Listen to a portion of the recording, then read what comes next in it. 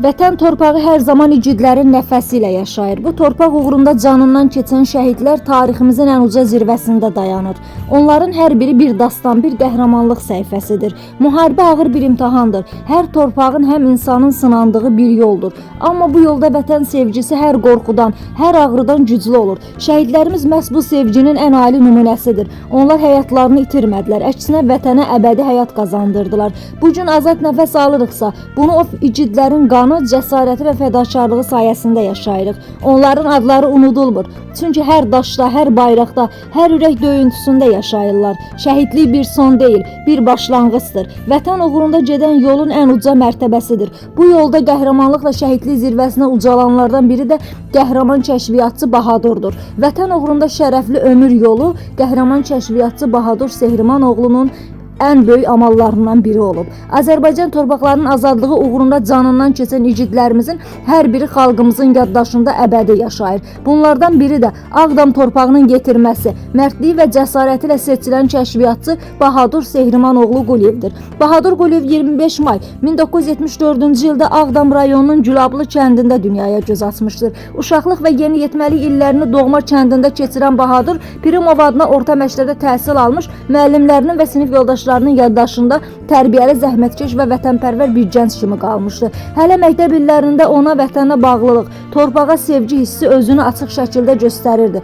Orta məktəbi bitirdikdən sonra ailəsi ilə birlikdə Rusiyanın Volqograd vilayətinə köçən Bahadurun həyatı burada davam etsə də, onun ürəyi daim doğma Azərbaycanla döyünürdü. Qarabağda alovlanan müharibə, doğma torpaqların işğalı və xüsusilə də iki qardaşının döyüşlərdə iştirak etməsi onu biganə qoya bilmədi. Vətən çağırışı Bahadur üçün hər şeydən üstün oldu və o tərəddüd etmədən Azərbaycana qayıdaraq cəbhəyə yollandı. Bahadur Quliyev vətən çağırışına səs verdi. Bahadur Quliyev ensaylı hərbi hissədə xidmətə başlayaraq qısa zamanda özünü cəsur və peşəkar döyüşçü kimi göstərdi. O kəşfiyyatçı kimi ən təhlükəli və məsuliyyətli tapşırıqları yerinə yetirirdi. Ağdam şəhəri və ətraf kəndləri Abdal, Gülablı, Bağmanlar, Çıraqlı, Güllücə, Novruzlu, Məzəli, Qərvənd, Çosalar istiqamətində gedən döyüşlərdə onun xüsusi rolu olmuşdur. Düşmən arxasına keçərək məlumat toplamaq, döyüş yoldaşlarına yol açmaq və əməliyyatların uğurla nəticələnməsinə töhfə vermək onun gündəlik fəaliyyətinə çevrilmişdi. Kəşfiyyatçı Bahadurun döyüş yolu həm çətin,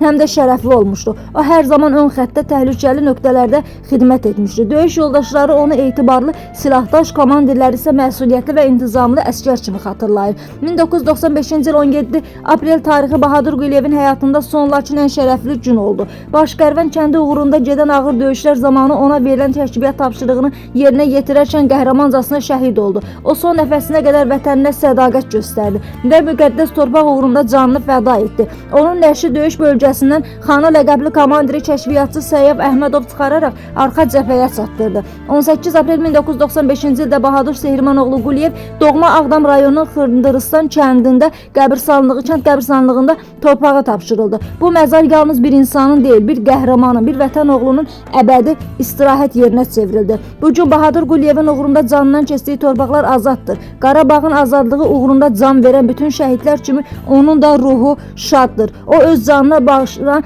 gələcək nəsillərə azad və bütöv Azərbaycan miras qoydu. Bahadur Quliyev kimi igidlər tarix yazır, xalqın qürur mənbəyinə çevirir. Onların xatirəsi daima hörmətlə anılmalı, qəhrəmanlıqları gələcək nəsillərə örnək kimi çatdırılmalıdır. Rahat uyu, igid oğul, uğrunda can verdiyin torpaq artıq azaddır və sənin qəhrəmanlığın heç zaman unudulmayacaq. Müəllif Raziyə Kamil qızı.